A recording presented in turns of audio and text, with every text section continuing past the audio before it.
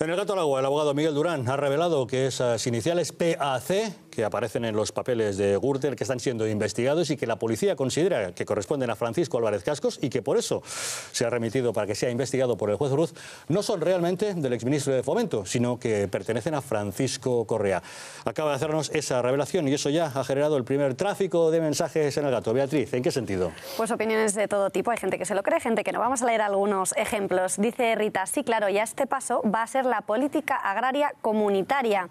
Sin embargo, Sergio Ros pues se lo cree. Dice, como corrobora don Miguel Durán, parece que el señor Álvarez Cascos es inocente. Hay que informarse antes de acusar, señores, nos dice. Nos regaña un poco este espectador. Y otro espectador dice, ¿y qué más da? Son fotocopias y dimes y diretes. Lo que pasa es que hay mucha gente que está escandalizada, pero ninguno de estos verá sentencia. Y ya por último, bueno, pues usando un poco la broma, otro espectador nos dice, al final, después de tantas vueltas, va a resultar que es Paquito el chocolatero. Ya está. Agradecemos esos mensajes y seguimos con más asuntos. ¿Se acuerdan ustedes de la cantinela que de cuando en cuando esgrimen los separatistas catalanes diciendo aquello de Madrid nos roba? Bien, eso ha generado que, bueno, cada vez más casi todos los presidentes autonómicos quieran saber exactamente cuál es el balance entre las comunidades autónomas y el conjunto del Estado. ¿Cómo son las balanzas fiscales? Hasta el punto que el propio ministro de Hacienda, Cristóbal Montoro, ha anunciado que las va a hacer públicas. Y ayer mismo, la presidenta del PP madrileño, Esperanza Aguirre, en una entrevista en TV3, en la televisión pública catalana, dijo que sí, que ya era hora de que se publicaran, a ver si se acababa ya de una vez con ese mito del expolio de Cataluña por parte del Estado. Yo lo que creo es que la balanza fiscal de Madrid está clarísimo que tiene que ser revisada. Federico, lo que la filtración de Montoro lo que dice es cuánto gasta el Estado en una comunidad. No claro, o sea, aquí nos imputan los ministerios, el Museo del Prado, el Ejército, los tanques, que no. Y menuda se ha liado a raíz del anuncio de las balanzas fiscales. Todo el mundo ha entrado a la arena de la discusión y especialmente los presidentes autonómicos, cada uno con la suya. Como pollo sin cabeza, la verdad. El presidente extremeño, José Antonio Monago, ya dice que va a publicar la balanza, que él solo tiene un 0,7% de déficit y que no tiene nada que esconder y que por lo tanto quiere que eso se vea y se vea de parte del gobierno de Extremadura. Y cada uno va a la trinca, a ver qué saca más del nuevo modelo. El estudio de la balanza de Extremadura no es la balanza fiscal de Extremadura, son las balanzas donde tiene déficit Extremadura. Y las queremos contar, y las queremos explicar, y las queremos publicar, para que la conozcan los extremeños, pero que también para que la conozcan los que tienen que tomar decisiones en España y que no son extremeños. El presidente de la Xunta de Galicia, Alberto Núñez Feijóo, dice que esto hay que hacerlo con mucho cuidado porque si se cogen pocos años puede dar una imagen distorsionada. Plantear dónde se ha invertido más en los últimos 3 años, usted comprenderá que eso no es una balanza fiscal. La Comunidad Autónoma de Madrid, ahí es donde están los ofendidos por ese anuncio de Montoro y eso es, ¿qué es lo que dicen? Vamos a escucharlos. Una filtración lamentable. No es una balanza fiscal. Lo que sí me preocupa es que en una cuestión capital para los ciudadanos, puesto que de estas balanzas fiscales y de esta financiación depende el mantenimiento, la garantía de los servicios públicos, pues que de esa cuestión pues se esté jugando con filtraciones en la prensa. A mí sí me preocupa. Bueno, y en mitad de todo esto, el anuncio singular, ¿no? Sí, de que la Generalitat de Cataluña va a pedir más dinero todavía. Claro. Resulta que ya han anunciado que van a necesitar 6.000 millones de euros, que se van a sumar a los 10.000 que ya pidieron el año anterior, se van a poner en casi 17.000 millones y, lógicamente, mucho decir, Madrid no roba, pero luego se pide dinero de ese fondo para las autonomías y otras comunidades autónomas pues se quejan diciendo, oiga, que yo he cumplido con mis objetivos de déficit sin necesidad de tirar de ese fondo y otros andan tirando. En fin, el tema de las balanzas fiscales va a generar mucha discusión y sobre todo cuando Montoro haga públicas, pues para saber exactamente con qué criterios se han utilizado y de qué manera se aplica y se imputa cada cosa. Pero vamos, el rifirrafe parece, Eduardo, que va a estar servido, ¿no? Sí, hemos entrado todos, hasta los extremeños, al mensaje de Carlos Rovira, la luminaria de Perpiñán, cuando en el primer tripartito dijo, porque esto viene a tenor de aquello, dijo que los catalanes estamos hartos ya de echarles de comer a los castellanos. castellanos y a los andaluces. Bueno, pues a partir de ahí empieza el lío de las balanzas fiscales y de la guerra de las balanzas fiscales, que es como el cuadro de Goya de los dos mocetones arreándose con la estaca. Bueno, pues ahora cada uno va a sacar su balanza fiscal para arrearle al de al lado. Pero, sí, lo que pasa es que cuando tú aceptas el esquema conceptual del enemigo y su lenguaje, claro, ya has perdido. Estás perdido. Entonces, aquí hay un hecho que se ha dicho, porque es verdad, pero que todavía la opinión pública no lo tiene claramente interiorizado y aceptado. Y es que el propio concepto de balanza fiscal entre partes de un territorio de una nación no tiene ningún sentido. Entonces, ¿quién paga impuestos? Lo hemos dicho hasta la saciedad. Hay dos fuentes tributarias claras, que son los individuos y las empresas. Esos son los que pagan. Y pagan IVA, renta, sociedades, impuestos especiales. Pagan. Cotizaciones sociales, pagan. Y trabajamos de los 12 meses del año, 7 para pagar ese tinglado despilfarrador, ineficiente y superfluo que nos han construido. Eso es lo que hay que decir.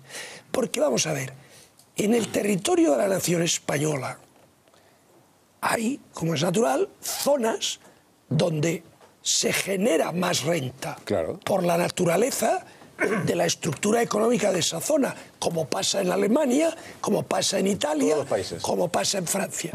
Y como hay una nación, nadie piensa en balanza fiscal, sino que los que más ganan y los que más beneficios tienen pagan más que los que tienen menos.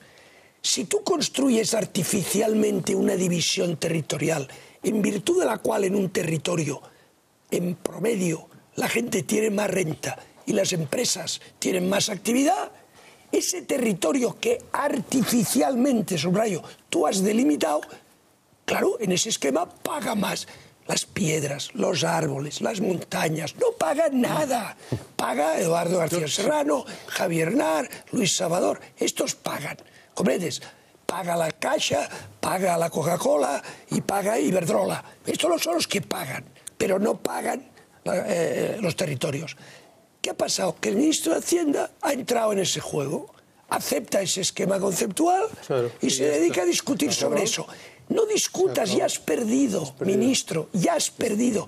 Digas lo que digas, porque claro, todos se pelean entre todos y además para acabar de arreglar el asunto, todos sabéis, y si algún telespectador todavía no es consciente de ello, con mucho gusto os lo explicamos, que la balanza fiscal se puede calcular con varias metodologías distintas, cuyos resultados difieren hasta el punto que con un método de cálculo, Cataluña, por ejemplo, puede tener una balanza fiscal negativa de 15.000 millones y con otro puede tener superávit fiscal. Por tanto, aquí lo que falla es haber aceptado el esquema conceptual de los nacionalistas. Javier, vamos a ver, al hilo de esta expresión, el esquema conceptual, aceptar el esquema conceptual del adversario ha llevado a España, por ejemplo, a que se acepte una especie de bilateralidad entre iguales cuando las comunidades autónomas se refieren a sus relaciones con el Estado. Para empezar. Con lo cual, ahí se dirigen en una posición que en este caso pasa de igual a igual y que pasa a ser de pura arrogancia. Pero vamos a ver. Con las balanzas fiscales, porque todo viene a cuento del proyecto soberanista que el nacionalismo catalán tiene en Cataluña.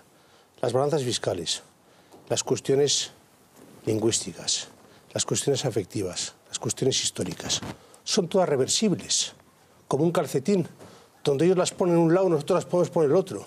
Lo que no es reversible es la aplicación de la ley.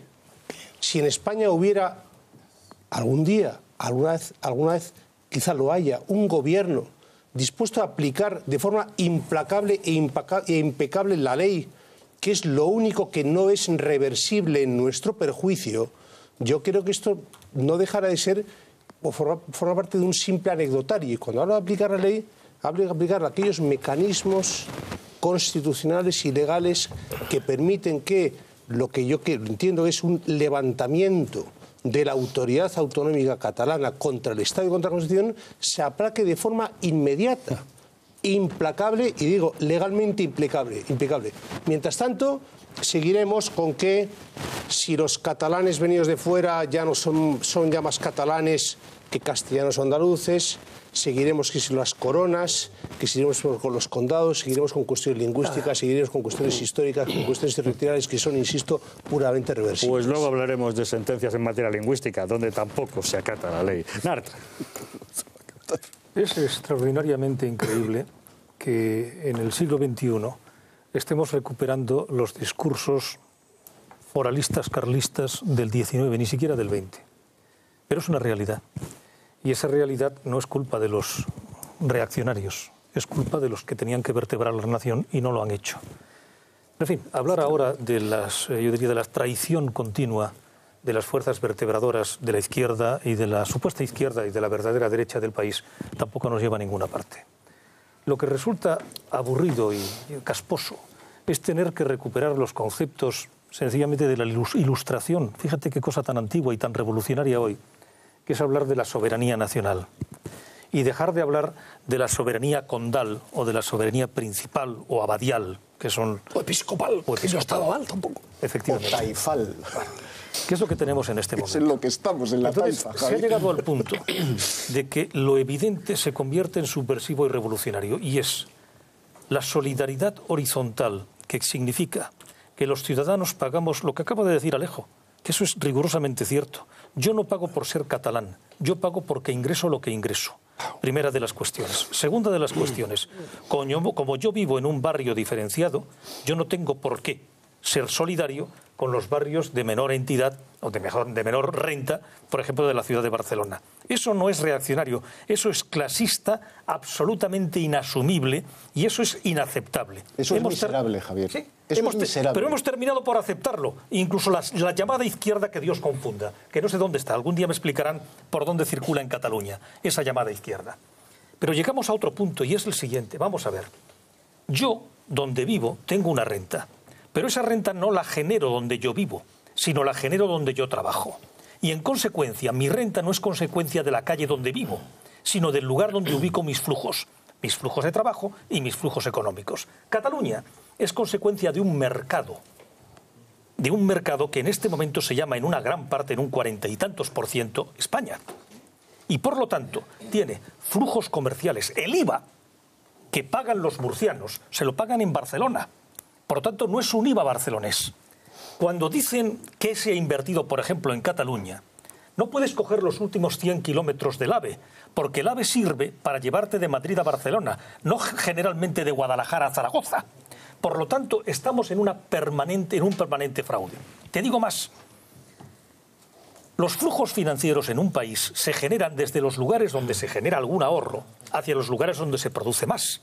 El señor que pone en el Banco de Santander, de Lugo, un dinero, ese dinero termina en Madrid, en Baleares, o en Cataluña, o en el País Vasco, porque es donde más produce.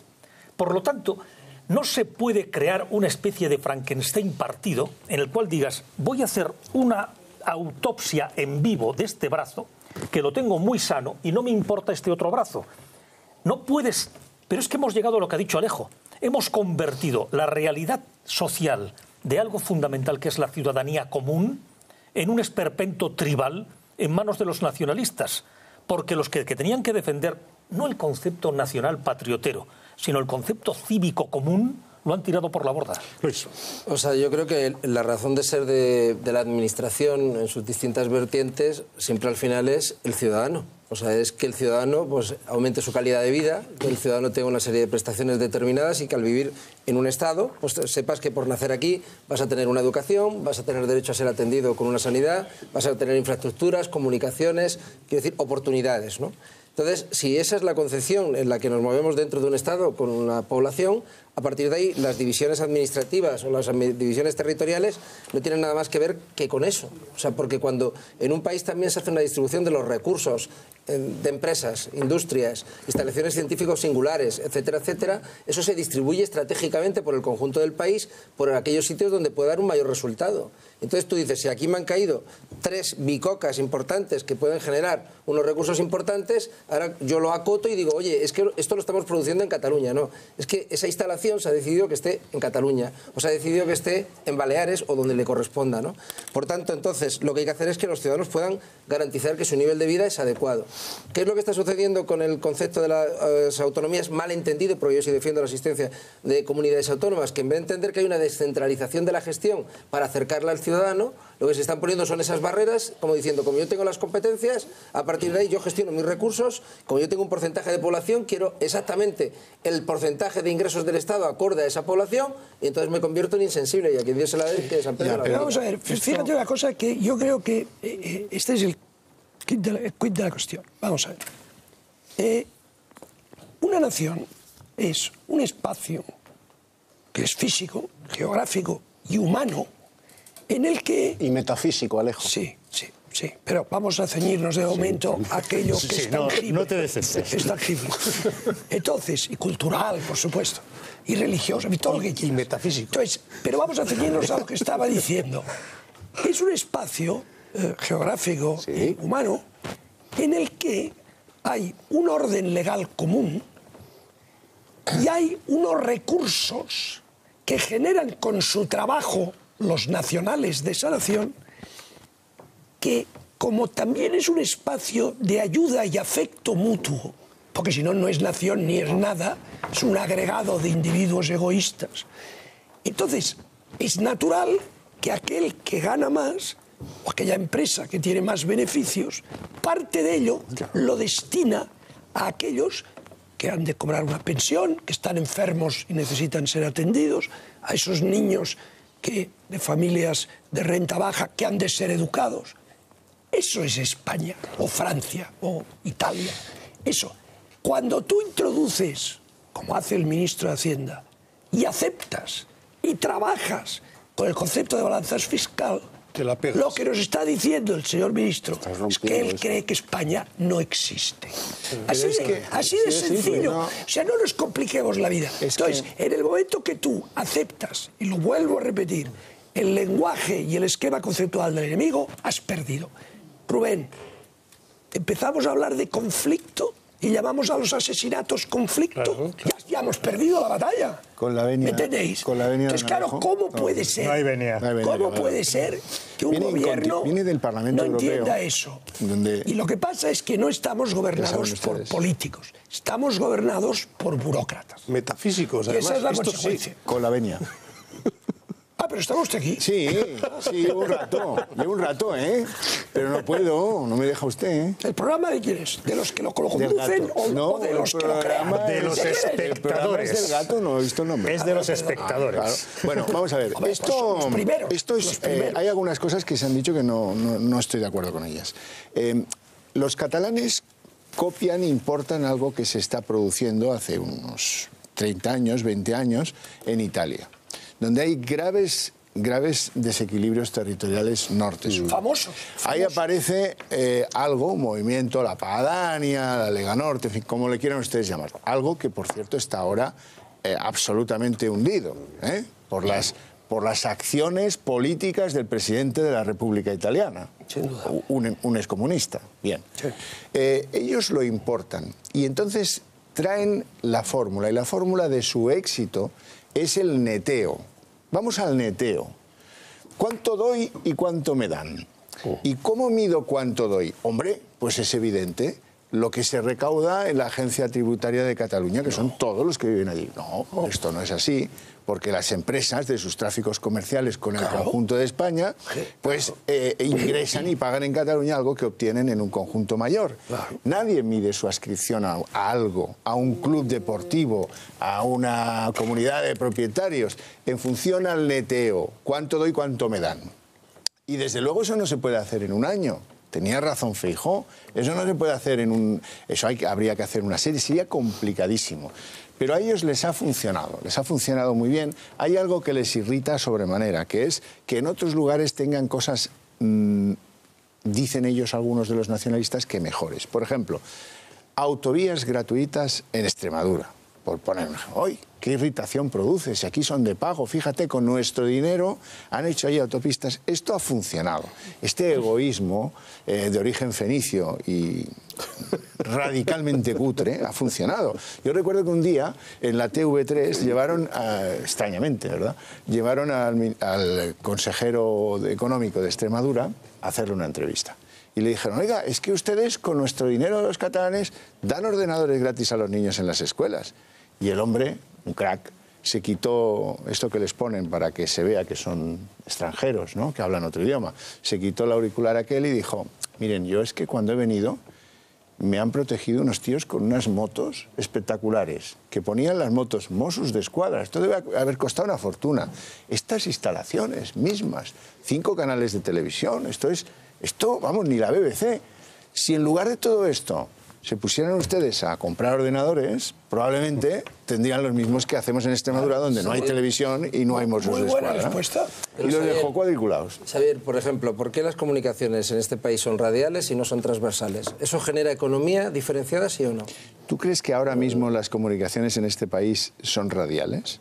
Te pregunto. Bueno, no, te digo más, para no perder el eje de mi argumento. ¿Por qué, por ejemplo, se decide que estratégicamente se tiene que hacer una inversión en el corredor mediterráneo? ¿Eso en esa zona va a generar economía o no va a generar economía? Desde luego. Quiero decir, o sea, se toman decisiones estratégicas a nivel europeo y a nivel español que va a primar a unos territorios frente a otros en ese esquema.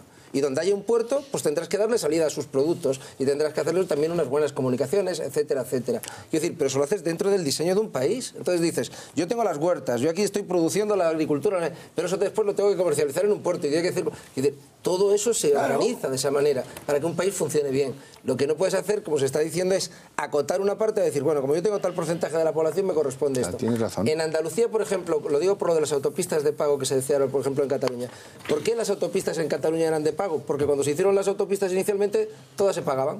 En Andalucía solo se hizo un trocito en Cádiz, muy chiquitito, y todavía hoy sigue siendo de pago. Y todas las autovías son públicas. Y sin embargo hay un trocito. Es así, es una razón histórica. Claro. Ahora, hay elementos en todo eso, hay elementos que uno dice, pero es que esto no puede ser. Claro que no puede ser.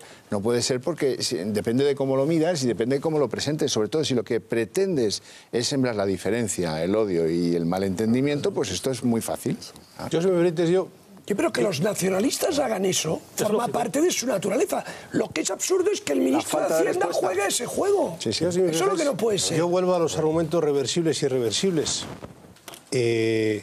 Tú los has manejado, porque el ministro te los ha puesto encima de la mesa. Cuando dices las balanzas fiscales se pueden calcular de forma que... Varias formas que Cataluña tenga superávit o tenga déficit, con lo cual lo volvemos a reversir. Yo te voy a dar un dato irreversible.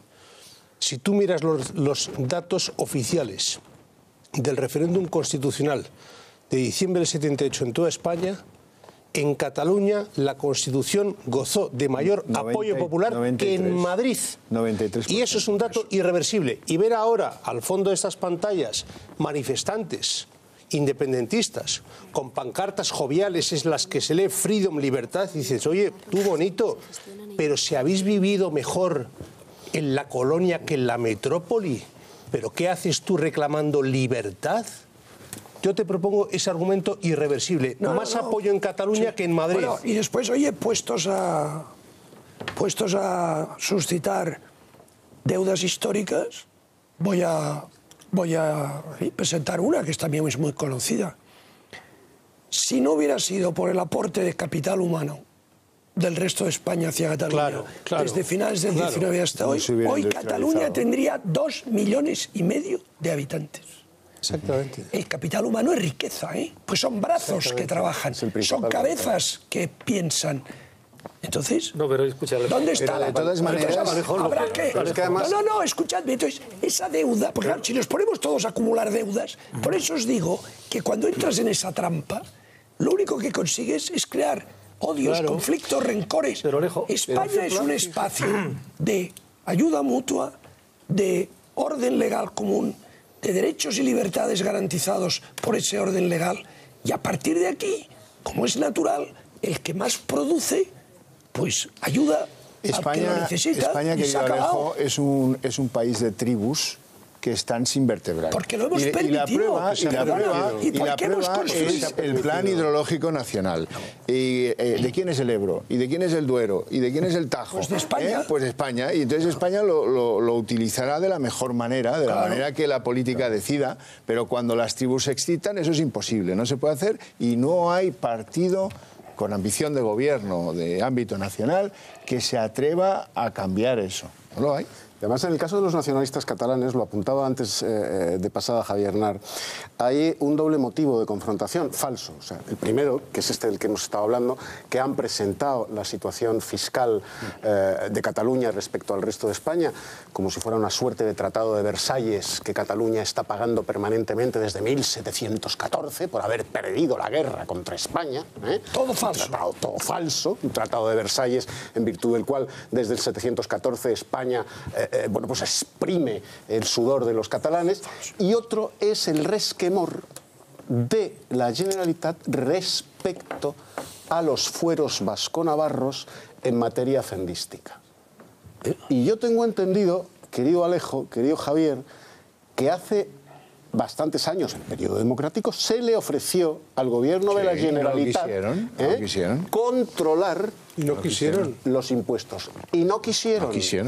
Porque no querían ser los publicanos de los catalanes. O sea, los recaudadores de impuestos del noble pueblo catalán. Que sea Madrid la que recaude los impuestos. Lo tremendo del caso es que si comenzamos a hablar de historia, al final podemos llegar a mil conclusiones. Hay una realidad, y la realidad la determina, por ejemplo, Jaume Vicens Vives, que es una persona fuera de toda sospecha, incluso para los nacionalistas catalanes, que claro, es un gurú que no se atreve nadie a tocarlo porque es la Biblia en la historia, podríamos decir. Y hay una frase suya, literal, que dice: con el decreto de nueva planta, Cataluña desescombró todas aquellas viejas instituciones medievales que impedían su desarrollo. ¿Y prosperó? Y prosperó. Entonces, lo que es tremendo para los nacionalistas catalanes es contemplar, les guste que no les guste, pero esto se llama historia económica. Y entonces valdría la pena que se diera una vuelta pues, por historiadores como Vilar, etcétera, etcétera, Pierre Vilar, donde te habla cómo se produce el desarrollo económico de Cataluña sorprendentemente sobre el año 1720. Y dices, caray, los arrojaron, los aprisionaron, los violaron, los sodomizaron, pero funcionaban con mucha más economía, mucha más potente a partir de 1720. ¿Qué pasó antes? El decreto de nueva planta, que es la modernización. Segunda cuestión. Si contemplamos la evolución de la industria catalana es un producto de principios del siglo XIX. Y eso es la lucha entre los librecambistas madrileños que querían una España abierta para sencillamente producir por pura especulación ingresos fáciles, y los proteccionistas catalanes. Y los catalanes exigen de España, y tienen razón, que se produzca la protección de la industria textil catalana para que no entren los paños británicos. O sea, la riqueza industrial de Cataluña está fundamentada en el proteccionismo, y esta es todas las insurrecciones liberales de los años 1830, 1840, 1850, incluso la Primera República dirigida por dos catalanes, Pi Margall, Estanislao Figueres, y por un tercero, que fue Salmerón, que también terminó como líder de, creo que se llama Solidaridad Catalana. A propósito, uno de ellos termina muerto, y cuando muere, lógicamente, le envuelven en la bandera española. Hay que ver lo que son las cosas. Catalán y presidente de la Primera República. Bueno, todo eso al final es casposo, aburrido, me tiene harto, me apasiona la historia, pero estoy harto de hablar de la herencia de Carlos II el Hechizado. Quiero hablar de cosas presentes y actuales. Y en este momento, lo que es tremendo es que tenemos tal nivel de abducción, yo te diría de romanticismo francoide, que ni siquiera es franquista, es una especie de sodomización intelectual franquista, que nos vuelve otra vez a lo mismo, y estamos hablando de la historia en vez de hablar de la sociedad.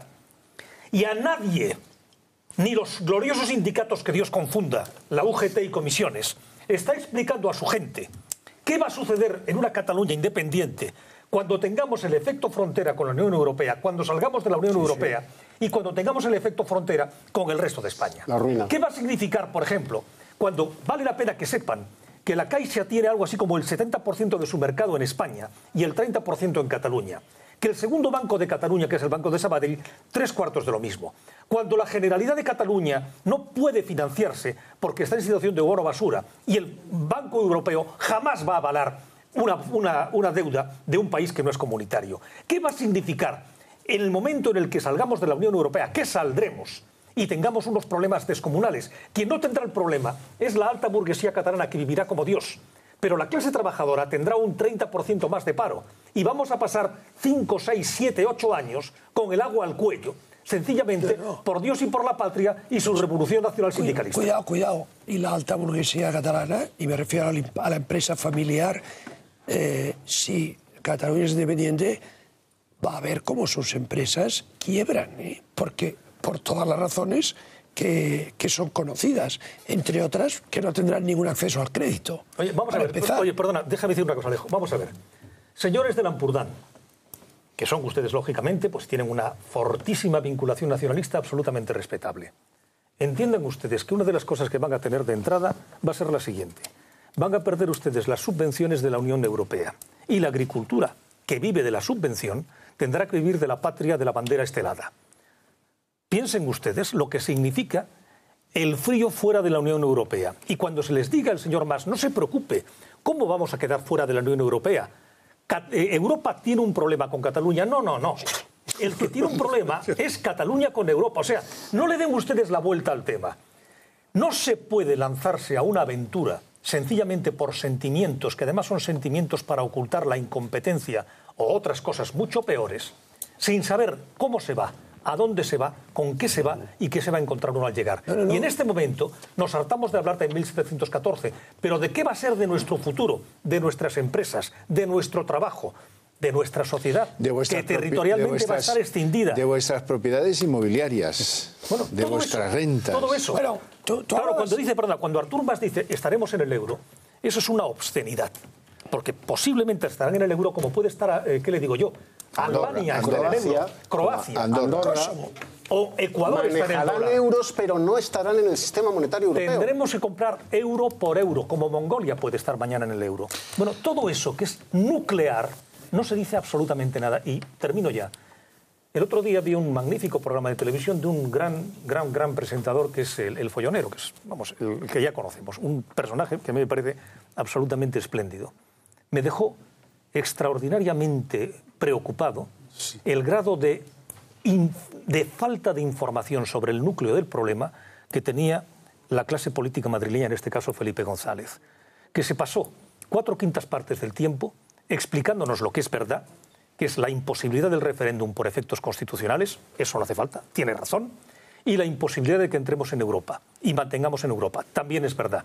Pero no hizo una exposición didáctica de lo que significa eso. Seguimos todavía hablando aquí de metapolítica y hay que hablar de didáctica, de explicación al ciudadano catalán de lo que significa esa supuesta independencia, ese viaje a Ítaca de la que nadie le explica nada. Nos están contando historias historicistas, cuentos, romanticismos, banderas y carajadas. Franquismo sociológico puro, no ciudadanía social, ni significa tampoco los derechos económicos y una vida mejor, que es lo que todos queremos, una vida suficiente. Bueno, ya que estamos hablando de Cataluña...